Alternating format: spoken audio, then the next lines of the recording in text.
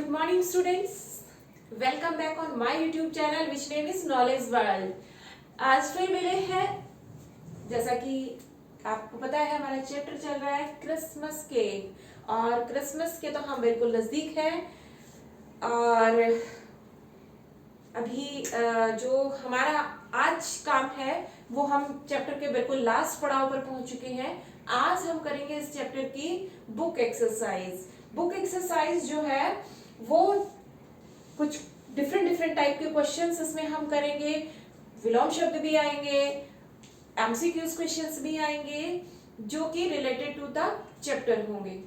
आपने चैप्टर को पढ़ा, आपने चैप्टर को समझा, आप में कुछ मॉरल एजुकेशन इस चैप्टर से ली और चैप्टर अभी तक उम्मीद करती हूँ कि सभी का बहुत अच्छे से समझ भी आ गया होगा। तो आज हम जो इस चैप्टर में करने वाले हैं उस टॉपिक का हमारा नाम रहेगा भाषा ज्ञान, यानी कि इस चैप्टर में हम भाषा ज्ञान, भाषा से रिलेटेड जितनी चीजें रहेंगी वो हम इससे यानी व्याकरण से रिलेटेड हम इसे कह सकते हैं वो हम इसमें करेंगे। तो कहानी आप तो याद हो ही गई होगी आपको सभी को कि किस तरह से एक बालक ने एक बूढ़े व्यक्ति की जान बचाई थी। तो चलिए without wasting time will start our today's chapter, today's topic which name is Christmas cake. Christmas cake में भी हमें क्या करना है, हमें करना है भाषा ज्ञान से संबंधित क्वेश्चन आंसर्स। तो सबसे पहला जो प्रश्न है हमारा वो विलोम शब्द से रिलेटेड है। विलोम शब्द जिनको हम कहते हैं एंटोनिम्स, ठीक है, एंटोनिम्स जिनको हम इंग्लिश में कहते हैं और ये हिंदी में कहलाते हैं विलोम शब्द। विलोम का अर्थ होता है उल्टा अर्थ देने वाले शब्द। उल्टा अर्थ यानी जो चीज दी हुई है उसके बिल्कुल अपोजिट वर्ड जो होता है वो इसमें हमें बताना है। तो पहला जो शब्द दिया गया वो हमें दिया गया अमीर। अमीर का विलोम शब्द क्या होगा? अमीर नहीं, हमें शब्द दिया गया है गरीब और हमें गरीब का विलोम शब्द लिखना है जो कि हो जाएगा अमीर। तो पहला शब्द क्या है हमारा? गरीब। पहले हम सारे शब्द लिखेंगे, ठीक है। दूसरा हमें शब्द दिया गया बूढ़ा। उसके बाद शब्द है मजबूत। नेक्स्ट की बात करें तो शब्द है हमारे पास खरीदना। यहां चलते हैं इस साइड में, खरीदना। उसके बाद नंबर 5 पर है खुशी। नेक्स्ट और अंतिम जो शब्द है वो है सही। इन शब्दों के हमें लिखने हैं विलोम शब्द। विलोम शब्द मैंने आपको जैसा कि बताया क्या होते हैं, वे शब्द जिनका हमें ऑपोजिट लिखना है, उल्टा अर्थ लिखना है, वो हमारे कहलाएंगे विलोम शब्द। तो गरीब, एक व्यक्ति बहुत गरीब है और उसका अपोजिट कोई है वो क्या हो जाएगा? अमीर। तो गरीब का विलोम शब्द क्या हो गया? अमीर। बूढ़ा, और बूढ़ा का विलोम शब्द क्या होगा? जवान। जो युवा है, जवान है, वो हो गया बूढ़ा का विलोम शब्द। मजबूत, मजबूत कोई चीज हो, कोई व्यक्ति हो और उसके अपोजिट कौन होगा? कमजोर। फिर है खरीदना, कोई चीज हमने खरीदी वो तो खरीदना होता है, और कोई चीज हमारे पास ऑलरेडी थी उसको हमने किसी को पैसे लेकर दे दिया तो वो हो गया बेचना। ऐसे ही खुशी, खुशी का विलोम शब्द तो आप सबको पता ही होगा, मूवी का नाम भी है, कभी खुशी कभी गम। Very good. तो खुशी का विलोम शब्द क्या हो जाएगा? गम। तो ये हो गया खुशी का विलोम शब्द गम। और सही, सही गलत तो आप हमेशा क्वेश्चंस में करते ही हैं, तो सही का विलोम शब्द क्या हो जाएगा? गम। अब ये तो थे हमारे विलोम शब्द। अगला जो प्रश्न है उसमें हमें समझकर लिखना है। मतलब हमें कुछ क्वेश्चन दिए गए, कुछ एक वर्ड दिया गया है, उस वर्ड को देखकर हमें उसके जैसे और वर्ड बनाने हैं। जैसे समझना, एक क्रिया दी गई है समझना और उसके साथ कर हमें जोड़ना है, तो हमारा शब्द क्या बनेगा? समझकर, ठीक है। और यही समझकर हमें आगे लिखना है। अब अगला जो वर्ड दिया है वो है कहना, कहना प्लस कर, ठीक है, कहना प्लस कर, ये शब्द हमें दिया गया है। उसके बाद है खाना प्लस कर, खाना प्लस कर, ये दिया है खाना और फिर दिया कर, इनको हमें जोड़कर लिखना है। जैसे कहना प्लस कर तो क्या बना, कहकर, यानी इसमें से हमें न जो है वो हटा देना है, खाना प्लस कर बन जाएगा खाकर। इसके बाद कुछ और भी शब्द दिए इसमें, जैसे देना प्लस कर तो क्या बन जाएगा, देकर। उसके बाद ये हो जाएगा हमारा घ पार्ट, इसमें हमें दिया खरीदना प्लस कर, खरीदना प्लस कर, तो ये क्या बन जाएगा, शब्द बनेगा खरीद कर, ठीक है। इस तरह से हमें ये शब्द बनाने थे। और लास्ट है जो इसमें वो है मनाना प्लस कर, और शब्द क्या बनेगा, मनाकर, ठीक है। कुछ नहीं करना इन शब्दों में, इन क्वेश्चंस में, इस क्वेश्चन में हमें करना क्या है, ये जो क्रिया के साथ ना शब्द दिया है, इस ना को तो हमें हटाना है, और ये जो कर दिया है इस कर को जोड़ देना है, इतना सा करना है। जैसे कहना प्लस कर, तो कहना में से पहले ना हटा देंगे, ना हट गया, कह शब्द बचा, और कह में कर जोड़ दिया तो शब्द बन गया कहकर। ऐसे ही खाना शब्द है, खाना में से ना हटा दीजिए, शब्द बनेगा खा, और कर जोड़ा तो बन गया खाकर। फिर देना, देना में से ना हटा दिया, दे बचा, और कर जोड़ दिया तो बन गया देकर। फिर खरीदना, खरीदना में से ना हटा दीजिए, खरीद शब्द बन गया, और बचा कर तो खरीद कर हो गया। ऐसे ही मनाना से ना हटाया तो मना, और कर तो गया मना कर। बहुत इजी था, उम्मीद करती हूँ सभी को समझ आ गया होगा। अगला जो प्रश्न है उसमें हमें क्या करना है, संज्ञा से संबंधित चैप्टर आया है, क्वेश्चन आया है हमारा। संज्ञा हमें बतानी है कि संज्ञा का कौन सा भेद आया है। तो अभी सबसे पहले जो क्वेश्चन बनता है ना, वो ये बनता है कि आखिर संज्ञा के भेद कितने होते हैं, याद है या भूल गए हैं। तो पहले तो आप मुझे याद रिमाइंड करिए अपने दिमाग में, और फिर बताइए कि संज्ञा के आखिर भेद होते कितने हैं।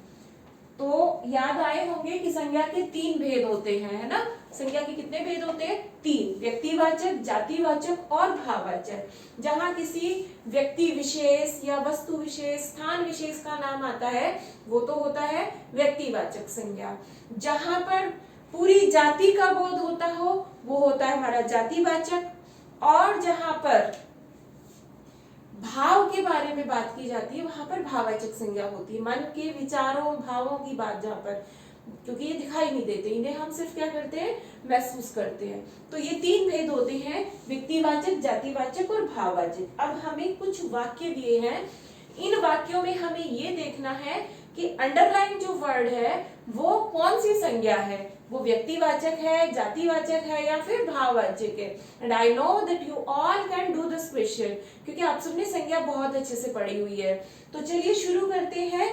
पहला जो सेंटेंस है, और पहले सेंटेंस में हमें दिया है शब्द जो वो है क्रिसमस। अंडरलाइन वर्ड में सिर्फ लिखूंगी यहाँ पर, पूरा सेंटेंस ना लिखकर, क्योंकि हमें इसी शब्द को बताना है कि ये कौन सी संज्ञा है। उसके बाद जो है पार्ट में वर्ड दिया वो हमें दिया खुशी। उसके बाद बेटा। नेक्स्ट जो हमें वर्ड दिया वो है दरवाजे। दरवाजे में क्या लगाना है, हमें नुक्ता चिन्ह लगाना है। उसके बाद अगला जो वर्ड दिया है वो है ईश्वर, और अंतिम जो वर्ड है वो हमारा इसमें है भूख। इन शब्दों का हमें क्या लिखना है, इनकी हमें संज्ञा बतानी है कि ये कौन सी संज्ञा है, इसमें कौन सी संज्ञा है। जैसे क्रिसमस शब्द है, क्रिसमस में, क्रिसमस एक फेस्टिवल का नाम है ना। अब किसी विशेष त्योहार का नाम हो गया ना, तो ये कौन सा संज्ञा हो गई, ये हो गई हमारी व्यक्तिवाचक संज्ञा। भाई सभी त्योहारों को हम क्रिसमस थोड़ी ना कहते हैं, जो क्रिसमस है उसी को तो क्रिसमस कहते हैं, तो ये व्यक्तिवाचक। फिर खुशी शब्द, खुशी दिखाई देती है क्या? नहीं, खुशी हमारे अंदर का भाव है, तो ये कौन सी संज्ञा हो जाएगी? भाववाचक। फिर है बेटा। बेटा, भाई मेरा जो बेटा है वो भी बेटा, आप किसी के बेटे हो तो आप भी बेटे, तो बेटे तो सारे बेटे ही होते हैं, है ना। उनका एक जाति का बोध कराने वाला शब्द है बेटा, तो फिर बेटा क्या हो गया? जातिवाचक संज्ञा। भाई हर माँ का जो बच्चा होता है वो उसका क्या है? बेटा ही है, यानी ये पूरी जाति के लिए होता है। ऐसे ही दरवाजा शब्द भी पूरी जाति के लिए, भाई आपके घर के दरवाजे भी दरवाजे हैं और मेरे घर के दरवाजे भी दरवाजे हैं, तो फिर ये क्या हो गई? जाति को बताने वाला शब्द। ईश्वर शब्द जो है देखो वो जातिवाचक है या व्यक्तिवाचक, इसमें आपको थोड़ा सा कंफ्यूजन हो सकता है, लेकिन कंफ्यूज होने की जरूरत नहीं है, क्योंकि ईश्वर शब्द देखिए यहाँ पर सेंटेंस को पढ़िए, ईश्वर तुम्हारी परीक्षा ले रहा था, ईश्वर उस बच्चे की परीक्षा ले रहा था। अब वो ईश्वर देखिए या तो राम हो सकते हैं, कृष्ण हो सकते हैं, यीशु हो सकते हैं, है ना, महात्मा बुद्ध हो सकते हैं, कोई भी हो सकता है।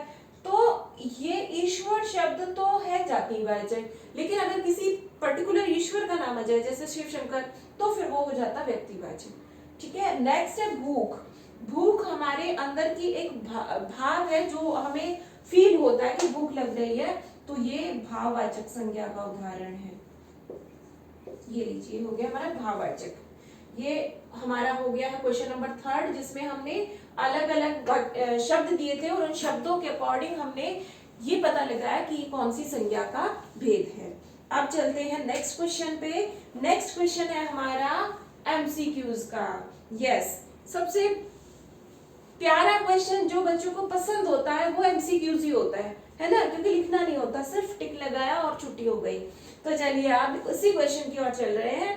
जो उत्तर सही हो उसके सामने हमें सही का निशान लगाना है। पहला है इसमें, इस वाक्य में रेखांकित शब्द विशेषण है, मतलब ऐसा कौन सा शब्द है जिस शब्द में विशेषण शब्द का प्रयोग हुआ। अब देखो 3 शब्द यहाँ पर जो है रेखांकित कर रखे हैं, प्रसन्नता,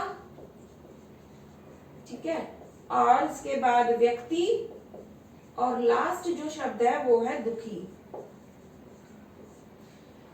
दुखी व्यक्ति, व्यक्ति तो खुद संज्ञा शब्द है, ठीक है, दुखी भी संज्ञा शब्द होता है, लेकिन ये व्यक्ति के साथ लग गया तो इसकी विशेषता बता रहा है, लेकिन व्यक्ति तो संज्ञा ही है, ठीक है। और यहाँ पर जो प्रसन्नता शब्द है ये भी भाव को बता रहा है, यानी भाववाचक संज्ञा है। विशेषता कौन बता रहा है? दुखी शब्द विशेषता बता रहा है कि व्यक्ति कैसा है, दुखी है। तो दुखी जो शब्द है ये हमारा विशेषण के लिए राइट आंसर होगा। इसका ऑप्शन नंबर 3 जो है वो इसमें राइट रहेगा, ठीक है। आपको इस तरीके से पहचानना है कि ये आखिर इसमें कौन सा शब्द राइट होगा और कौन सा नहीं होगा। ये हमारा 4 नंबर क्वेश्चन था और ये है हमारा 5 नंबर क्वेश्चन। तो 5 का कै पार्ट का जो राइट ऑप्शन है वो है 3rd वाला ऑप्शन, ठीक है। ऑप्शन मैं बोलकर बता देती हूँ। मुझ जैसे दुखी व्यक्ति को तुमने प्रसन्नता दी है, ये एक सेंटेंस है जिसमें अलग अलग वर्ड्स को अंडरलाइन किया और ये बताना था कि इनमें से विशेषण शब्द कौन सा है। तो दुखी शब्द जो अंडरलाइन है ना वो 3rd ऑप्शन में है और वही विशेषण शब्द है। अब नेक्स्ट क्वेश्चन पे देखते हैं। इस वाक्य में रेखांकित शब्द सर्वनाम है। यहाँ पर हमसे विशेषण पूछा, नेक्स्ट में हमसे सर्वनाम पूछा।